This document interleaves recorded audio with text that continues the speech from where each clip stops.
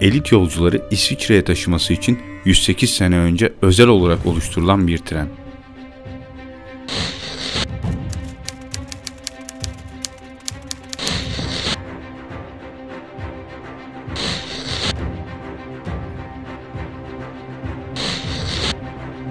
Ardından yaşanan garip olaylarla beraberindeki yolcular ve değerli kargolarıyla ortadan kaybolur.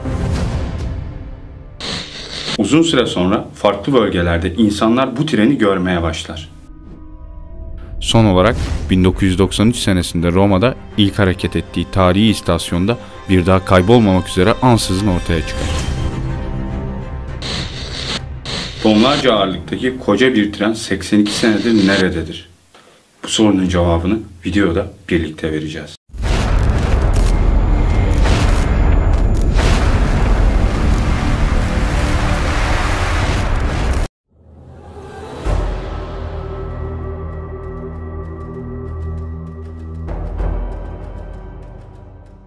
Raylı sistem taşımacılığının dünya sahnesine çıkış tarihi 1800'lü yılların ilk çeyreğine denk gelir. İlk amacı çıkarılan metal nevi madenleri gidecekleri yere ulaştırmaktır. Nitekim o dönemlerde hayvanların çektiği araçlarla yapılan taşımacılık bu ağır tonajlı madenleri nakil etmek için kafi gelmiyordu.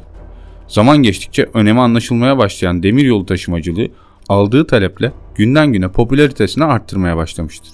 1900'lere gelindiğinde hemen hemen dünyanın tüm ülkelerinde az ya da çok demiryolu taşımacılığı yapılmaya başlanmıştı. O dönemlerde Mustafa Kemal Atatürk, Sovyet diktatör Lenin gibi hemen her dünya lideri şahsına özel dizayn edilmiş vagonlarla memleketlerini gezmekteydi. Ayrıca benim de özel bir ilgi duyduğum model trenciliğin kökeni de bu dönemlerde yapılan demiryolu ve vagon maketlerine dayanır. Demiryollarının yaygınlaşmasıyla trenlerle ilgili paranormal efsane ve söylenceler de ortaya çıkmaya başlamış, bazı makinistler doğaüstü olaylarla karşılaştıklarına dair yeminli ifadeler vermiştir.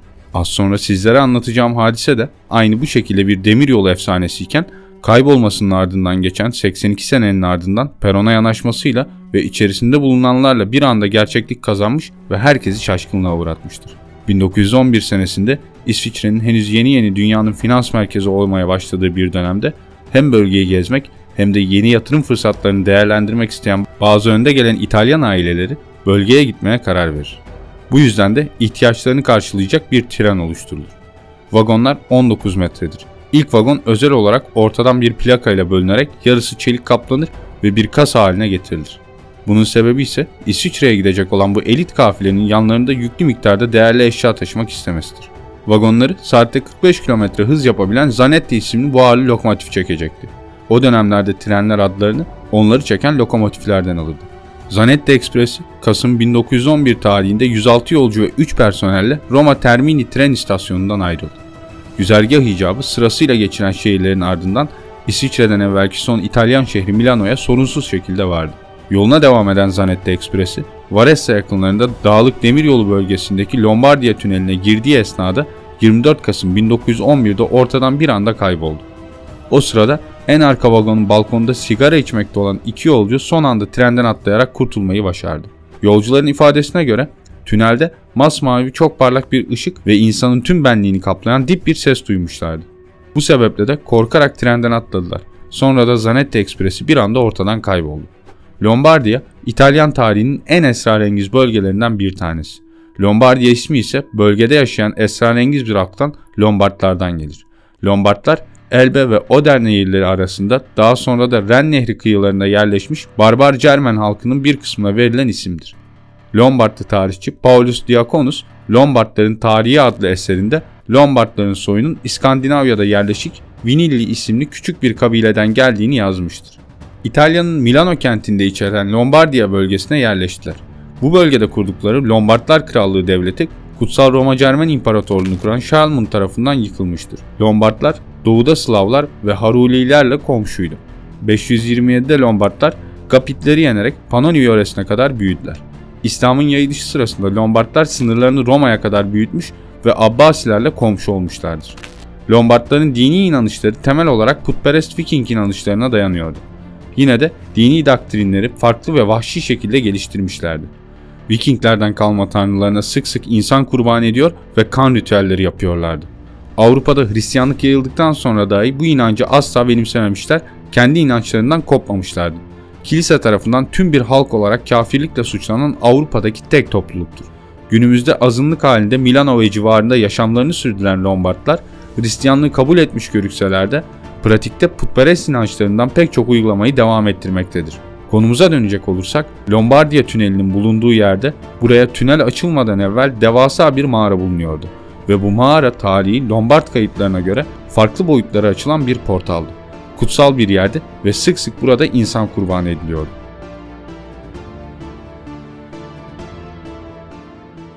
Zanetti Ekspresi'nin kaybolmasının ardından tünelde ve bölgede yapılan incelemeler bir netice vermedi ve tren bulunamadı. Tünelde ise sürtünme izi yoktu. Ancak yer yer duvarlarda yanık lekelerine rastlanıyordu. Yetkililere göre bu vaka o dönemlerde çok yaygın olan bir tren soygunuydu ve içinde bulunan değerli eşyalar için yapılmıştı. Gerçekten de posta trenleri dünya çapında sık sık soyuluyordu. Ancak bir fark vardı. Komple bir trenin çalındığı hiçbir yerde görülmemişti. Nihayetinde sadece demiryolu güzergahında hareket edebilen tonlarca ağırlıktaki bir aracı çalmak imkansızdı. Trenden kurtulan tanıkların ifadesi ise dikkate dahi alınmadı. Olay unutulup tarihin tozlu sayfalarında yerini almıştı. 1926 senesinde kaybolan bir yolcunun yakın akrabası yerel gazetelere demeç vererek İtalyan hükümetini suçladı. İddiasına göre bazı tren yolcularının bürokratlara rüşvet verdiği ve pek çok hükümet yetkilisinin başkaca kirli ilişkileri vardı. Ayrıca trende de çok fazla değerli eşya vardı. Bu sebeple treni ortadan devlet kaybetmişti. 1935 senesinde İtalya'dan 10.000 kilometre uzakta Meksika'da bazı kişiler 3 vagon ve 1 lokomotiften oluşan tren gördüklerini iddia etti. Ortak noktaları ise trenin lokomotifinde Zanetti yazdığı ve vagonların perdelerinin kapalı olduğunu söylemeleriydi. Hatta bir tanesinin elinde delil de vardı. İddiasına göre vagonlardan birinin kapalı perdesinin ardından bir tütün tabakası atılmıştı. Bu gümüş tabakanın üzerinde Zanetti 1911 İtalya yazısı dikkat çekiyordu. Daha da ilginci, bu tabakalar yolculara bu yolculuğun hatırasını yaşatmak için 106 adet olarak özel yaptırılıp trendeyken hediye edilmişti. İkinci Dünya Savaşı sırasında stratejik önemi sebebiyle bombardımana tutulan İtalyan demiryolları pek çok zayiatın yanı sıra Lombardiya tüneli de çökmüştü. 1950 senesinde bir iddia da Hindistanlı köylülerden geldi. Olayın üzerinden 39 sene geçmişti ki köylüler köyün biraz ilerisinden geçen demiryolunda saat gece yarısını 10 dakika geçerken 3 vagonlu buharlı bir tren gördüklerini, lokomotifinde de Zanetti yazdığını iddia ettiler. Bu iddiadan tam 24 sene sonra 1964 senesinde Rusya'nın Kırım bölgesinde tren yine görüldü ve bu sefer bir istasyon dolusu şahit de vardı. İfadelere göre önünde Zanetti yazan, yolcu kompartmanlarının perdeleri kapalı 3 vagon ve 1 lokomotiften oluşan tren altından kıvılcımlar çıkartarak istasyondan geçmişti. O dönemde trenler artık elektrikli olmuştu. Oysa bu tren buharlıydı. İfadelere göre tren raylara oturmuyordu. İşin ilginç yanı ise Rus demiryolu sistemi ile Avrupa demiryolu sistemi genişlik olarak birbirini tutmadığından gerçekten de trenin raylara düzgün şekilde yerleştirilme imkanı yoktur. Bu kadar fazla görgü tanığı olunca Sovyetler konuyu araştırmak istedi. Görgü tanıklarının ayrı ayrı ifadeleri alınarak bazı psikolojik testlere tabi tutuldular. KGB mahiretiyle İtalya'da bir kayıt olup olmadığına dair araştırma yapıldı. Sonuç olarak bir istasyon dolusu insanın ilginç şekilde kolektif bir halüsinasyon gördüğü kanısına vardılar. Yine de raylarda normalin dışında sürtünme izleri de Sovyet yetkililerce tespit edilerek tutanak altına alındı. 1991 senesinde tren Rusya Pavlova'da bir kere daha ortaya çıktı. Hatta ifadelere göre tren raylarda dolanan tavukları ezdi. Bir Rus genci ağır ağır seyreden bu trene atladı. Daha sonra da kayıp olarak kabul edildi. Raylarda yine sürtünme izleri tespit edildi. Görgü tanıklarının iddiaları onlarca yıldır yapılan tanıklıklarla uyuşuyordu. Perdeleri kapalı, 3 vagonlu, Zanetti isimli lokomotif tarafından çekilen buharlı bir tren. Tüm ifadelerde ortak noktalar var. En önemlisi de tüm görgü tanıklarının treni gördükleri tarihleri kayboluş yıl dönümü olan 24 Kasım olarak vermeleri. Haberlerin Rus basınında çıkmasıyla bazı paranormal araştırmacılar konuya ilgi duydu. Sponsorlar bularak olayı kapsamlı şekilde araştırdılar ve tarih boyunca trene dair yapılan tanıklıkları tek dosyada topladılar. Ardından İtalya'ya giderek trenin kaybolduğu yer olan Milano'daki artık yerinde olmayan Lombardiya tüneli ve civarında incelemelerde bulunup özel cihazlarla ölçümler yaptılar. Netice olarak bölgede normalin tam 60 kat fazlası elektromanyetik alan olduğunu saptadılar ve görünüşe göre bir zaman tünelinde bulunduğu Lombardiya Dağı'nın derinliklerinde anomalinin daha da arttığını ortaya çıkarttılar. Araştırmanın sonucu olarak ortaya bir teori atıldı. Bu dağda gerçekten de Lombardiyalıların tarihi kayıtlarında bahsedildiği gibi galaktik bir geçit vardı.